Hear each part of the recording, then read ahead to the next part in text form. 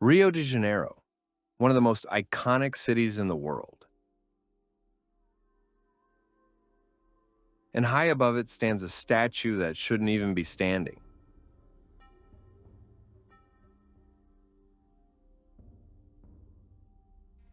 Christ the Redeemer looks solid, unbreakable, like it was carved from a single block. But that's not true.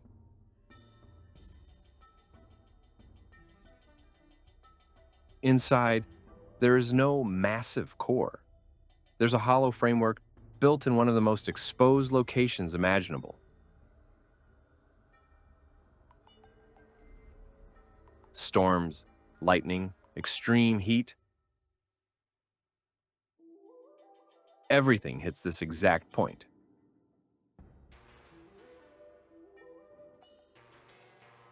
So why hasn't this statue collapsed? And what's actually inside? That keeps it standing.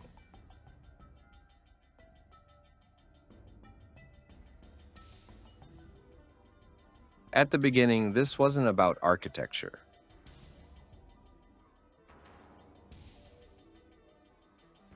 In the early 20th century, Brazil separated church and state. Religious influence in public life shifted, and for many, that felt like a loss of identity.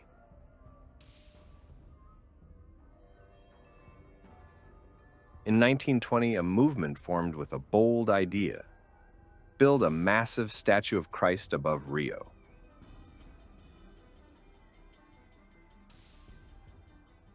Not as decoration, as a statement. Then came the timing.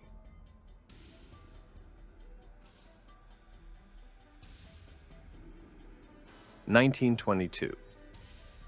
Brazil celebrated 100 years of independence. Now, this wasn't just religious. It was symbolic, national, visible across the entire city.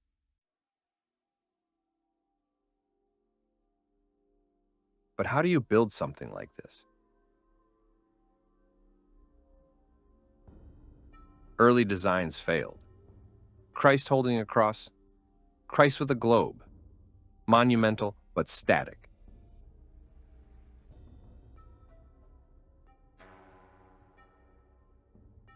Then Heitor da Silva Costa took over the project.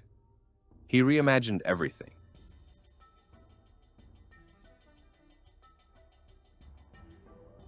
No symbol of dominance, instead open arms, a gesture of welcome over the entire city.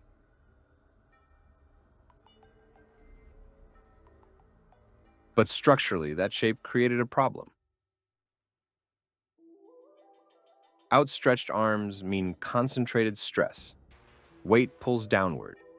Wind pushes from the side. Traditional stone wouldn't survive that.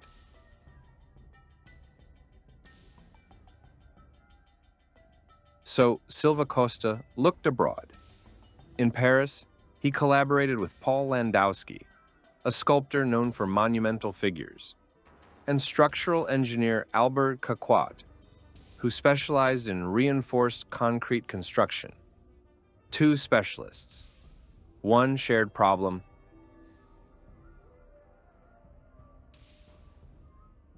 The solution: reinforced concrete. Strong enough to carry the weight, flexible enough to handle stress. At the time, that choice was radical.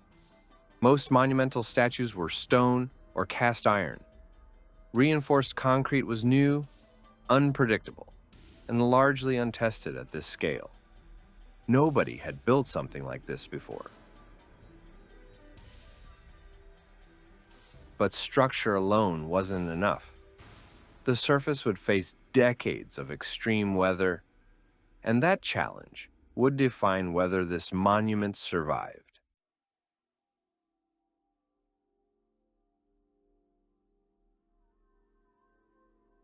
From the outside, everything looks calm and symmetrical. Inside, it's hollow. Christ the Redeemer is a reinforced concrete structure built around a steel framework. No solid stone core, no single massive block. Construction began with raw steel elements assembled high on Corcovado Mountain. No road, no crane access. Everything came up by cog railway, steel beams, concrete, workers.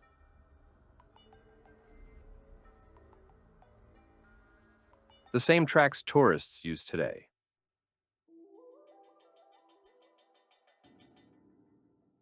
Wind, height, exposure, every connection had to be exact.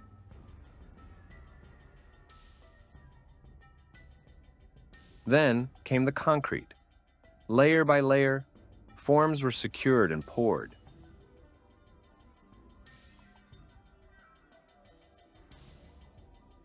This wasn't a monument carved from stone.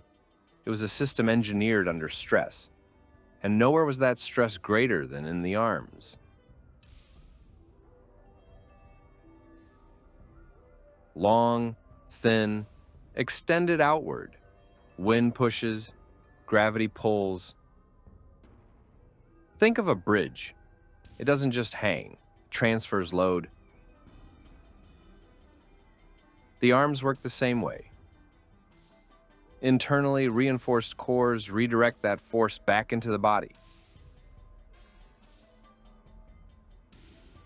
Invisible from the outside, critical on the inside.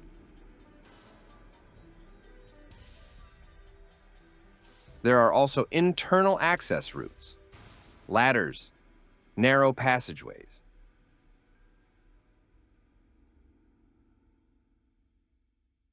Technicians can move inside the statue, up into the head and arms.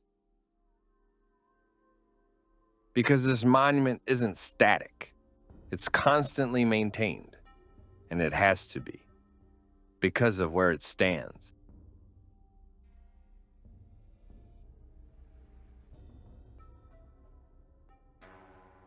Corcovado Mountain offers no protection.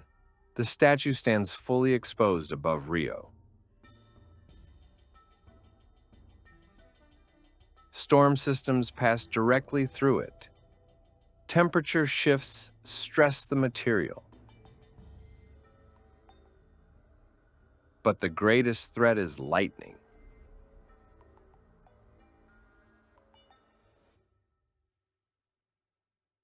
Christ the Redeemer is struck up to 6 times per year. Every single strike hits the highest point in the mountain. There is nowhere to hide. When lightning hits, electrical current moves through the structure in search of ground. Without control, that energy would fracture concrete and damage internal reinforcements. So the statue uses an internal lightning protection system. Strikes are redirected safely downward through conductive pathways. Damage still happens. Surface chips, hairline cracks, material fatigue.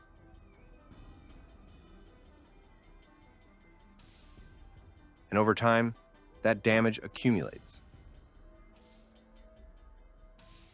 Moisture seeps into microfractures. Wind applies constant force.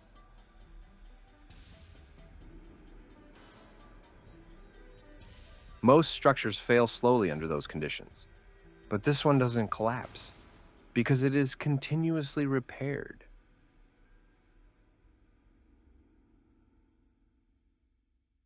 After major storms or lightning strikes, sections of the outer surface are replaced.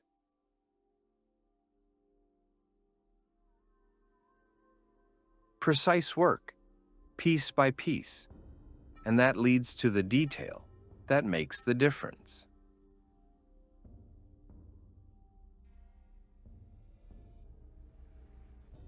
The surface of Christ the Redeemer isn't bare concrete. It's covered in soapstone mosaic tiles, thousands of small pieces individually applied. Soapstone was chosen for a reason. It resists temperature shifts. It handles moisture. It doesn't shatter. It flexes. Most materials crack under that pressure. Soapstone absorbs it. When lightning damaged the thumb in 2014, it wasn't structural collapse. It was localized surface loss.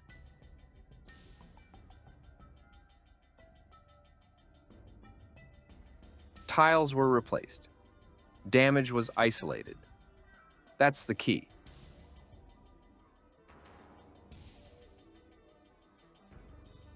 The statue doesn't fail all at once. It absorbs damage in small, manageable areas. Over decades, parts of the surface have been restored using stone from the same source to ensure consistency. This monument isn't frozen in time. It evolves, maintained, stabilized, adapted. That's why it still stands. But that raises a final question. 100 years, storms, lightning, heat, time, and it's still standing. But only because someone is always watching, always fixing, always holding it together. If a structure survives only because it is constantly repaired, constantly monitored, constantly under stress, is it truly stable? Or are we looking at a monument that survives because it's never allowed to fail?